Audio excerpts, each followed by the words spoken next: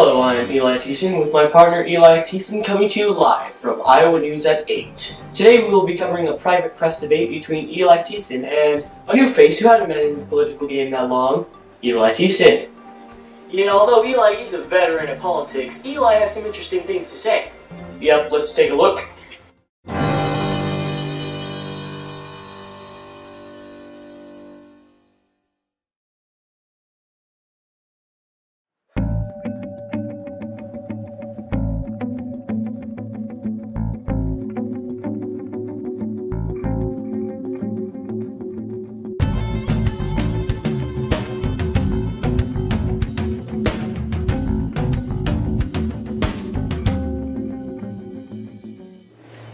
Yes, I think the foster care system is fine where it is. We're helping children, and that's what the foster care system was made for, so I think we're doing our job.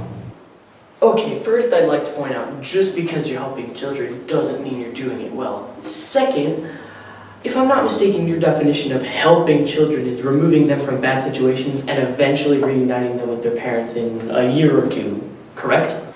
Well, yes, but in 2014, more than 22,000 young people whom states failed to reunite them with their parents aged out of the foster care system simply because they were too old to remain. In fact, now 30,000 children age out of the foster care system each year. States work rapidly to find safe permanent homes for children. We're doing everything we can. Really? Because while states work rapidly to find safe permanent homes for children, on any given day, children available for adoption have been waiting nearly 2 years to be adopted since their parental rights were terminated.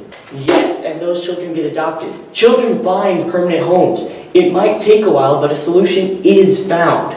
Well, I'm glad you think so. But if we look back at September 30th, 2012, 40% of kids who had been in the foster care system for more than 25 months were to have permanent homes through reunification, adoption, or legal guardianship. But only 18% did, and it's only gotten worse. In 2014, more than 60,000 children's mothers and fathers' parental rights had been legally terminated and they were waiting to be adopted.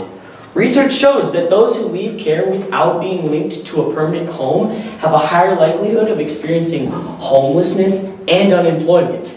In 2014, 51% of children were reunified with their parents or primary caretakers, 21% were adopted, and 7% were living with other relatives. Yes, and that's great. 79% of children found a permanent home.